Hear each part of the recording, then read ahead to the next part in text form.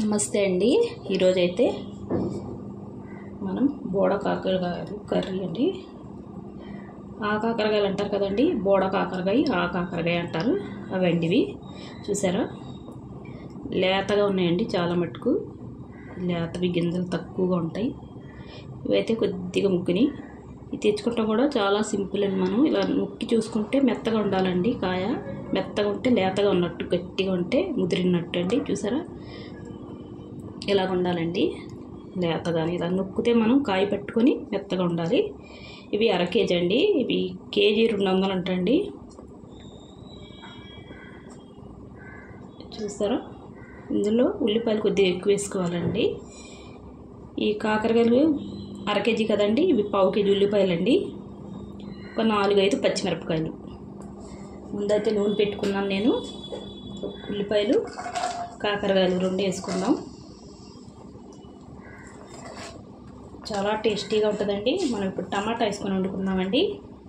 టమాటా లేకపోయినా టేస్ట్ చాలా బాగుంటుంది. ఎప్పుడు పెట్టుకోవచ్చండి. టమాటా వేసుకొని కర్రీ చేసుకోవచ్చు, ఒట్టిగా అయినా వండుకోవచ్చు, రొయ్యలు వేసుకొని వండుకోవచ్చండి. ఎలా వండుకున్నా చాలా టేస్ట్ అండి. ఇది చేదు అన్నదే ఉండవు ఈ కాకరకాయలు.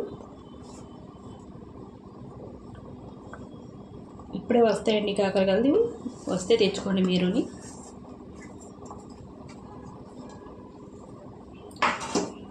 ఇప్పుడైతే ఉప్పు వేసుకుందాం. రుచికి తగినంత ఉప్పు అండి.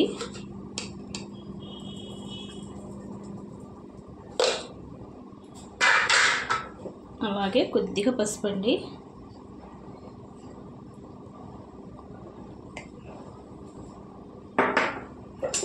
బాగా కలిపేసుకుందాం, ఉప్పు పసుపు పట్టేలాగా.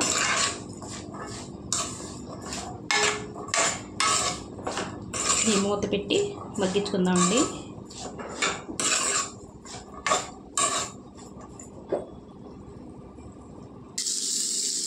చూడండి ఎంత బాగా మగ్గాయో. ఇలా మగ్గిన తర్వాత ఈ టైంలో మనం పచ్చిమిరపకాయలు వేసుకోవాలండి. ముందు వేసుకుంటే మెత్తగా ఉంటే కనిపిస్తుంది పచ్చిమిరపకాయలు. దాని గురించి లేట్గా వేస్తాను నేను. ఇప్పుడైతే కొద్దిగా మనం తినగలిగినంత పసుపు, కారం అండి. కారం ఎక్కువ తింటే ఎక్కువ, తక్కువ తింటే తక్కువ. నేను టమాటాలు వేస్తాం కదండి, కొద్దిగా వేస్తున్నాను. అయితే ఒకసారి ఇలాగ కలుపుకుంటే వేగిపోద్ది. కారం అన్నది పచ్చివాసన పోతుందండి.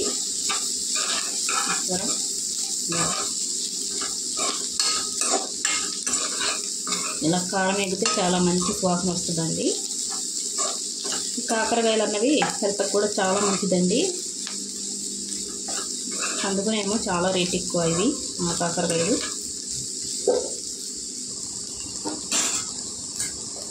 ఇప్పుడైతే టమాటా ప్యూరీ వేసుకున్నామండి. మొత్తం 4 టమాటాలండి, 200 గ్రాములు ఉంటాయండి. అయితే బాగా కలిపేసుకుందాం.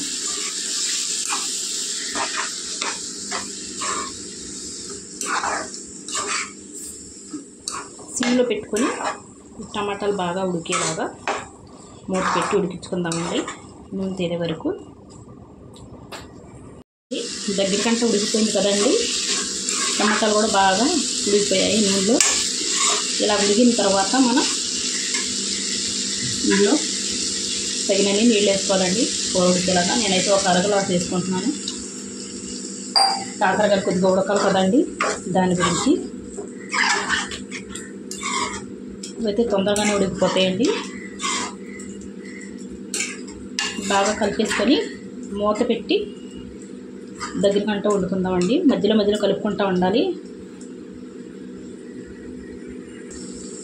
చూడండి, అలా దగ్గరికంటూ వండేసుకోవాలండి. అప్పుడే టేస్ట్ బాగుంటుంది, చాలా టేస్టీగా ఉంటుంది. ఒకసారి మీరు ట్రై చేయండి ఆ కాకరకాయలు దొరికితే. ఇంతేనండి వీడియో నచ్చితే లైక్, షేర్, సబ్స్క్రైబ్ చేసుకోండి.